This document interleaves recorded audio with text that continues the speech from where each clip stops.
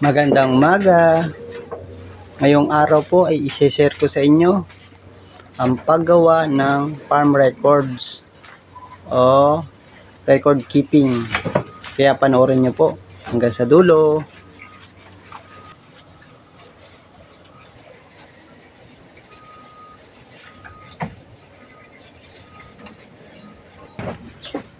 Ang farm record ay dokumento o libro. Ito ay listahan ng ginagawa natin sa ating farm. Tulad ng pag-harvest ng gulay o pagbebenta ng alaga.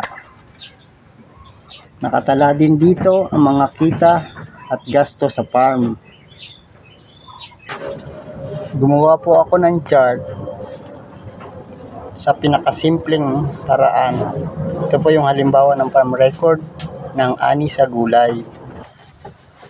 Mahalaga po ito para malaman natin kung kumikita tayo o nalulugi dito sa farm. Ito po yung pinakasimpleng halimbawa ng record natin sa pag-ani ng gulay. Sa unang bahagi po, ayan po yung buwan na tayo ay nag-ani. Sa pangalawa po, yung pag-harvest po natin, yung gulay na hinarvest. Nakalagay rin po rito yung ilan quantity ang ating inani at sa kasunod po yung presyo. Sa dulong bahagi po yung ating expenses o gastos. Ayan po. Halimbawa, sa buto po wala pong gastos kasi binibinhi lamang. Gumagawa po tayo ng sariling binhi. Ito pa po yung mga ibang gastos.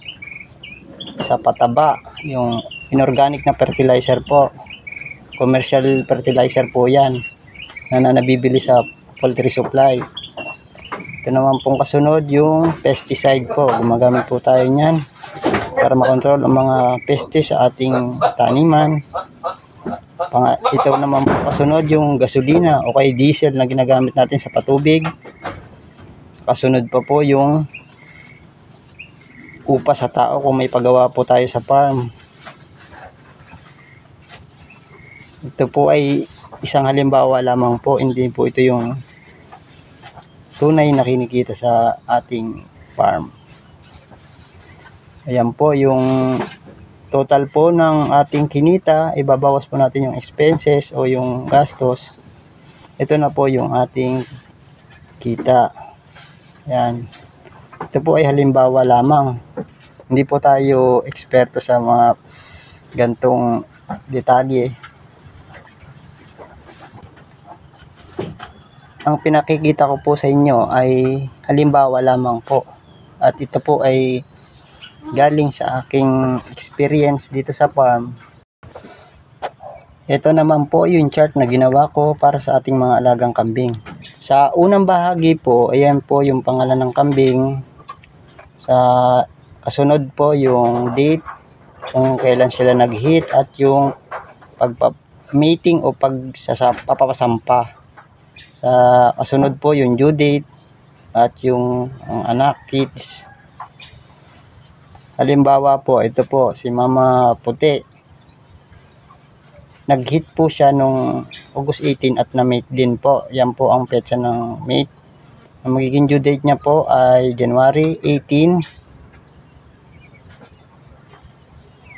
Yan po ang expected na pag-aanak niya. Pero nanganak po siya ng maagap, January 12. Ayan po, at isang back. Ayan po ang ating halimbawa.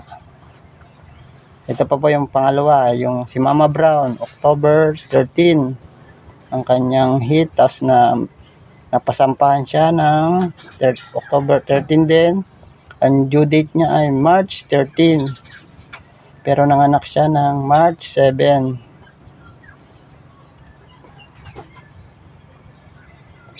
Dalawang daw po. Ang pag-aanak po ng kambing ay 145 days to 155 days o kung sa maiksing salita po 5 months. More or less po. Ito pong due date ay pinakamahalaga para mga 1 week pa lang na nababantayan na natin ang ating alaga.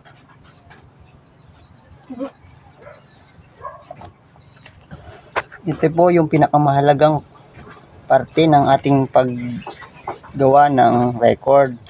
Kailangan pong isulat natin to para malalaman po natin kung kailan sila manganganak, ang expected na date na manganganak sila. Pwede po tayong magbantay 1 week bago ang due date para nakahanda po tayo, para iwas po na may mamatayan tayo ng mga bisiro. Sayang na din po kung mamatayan tayo, 5 months din po yung aantayin natin. Kaya dapat po tayong mag-record.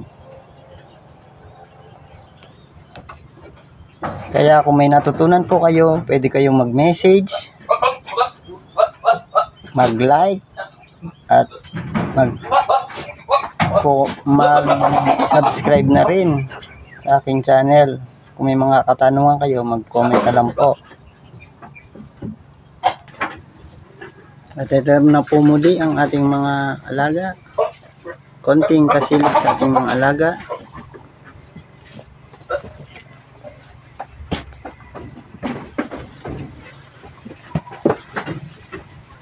Ito po yung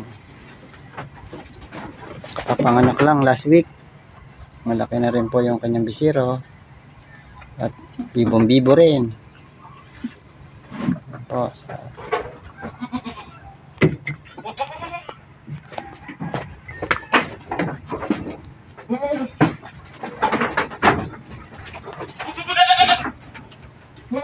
sila.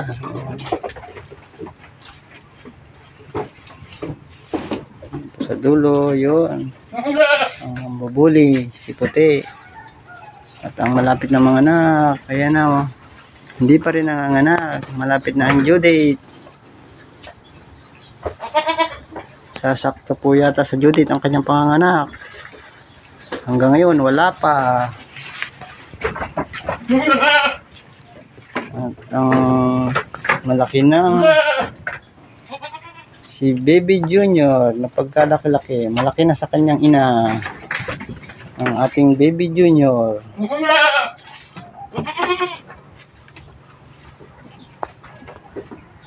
At si Pogi. Ayan po. Si Pogi.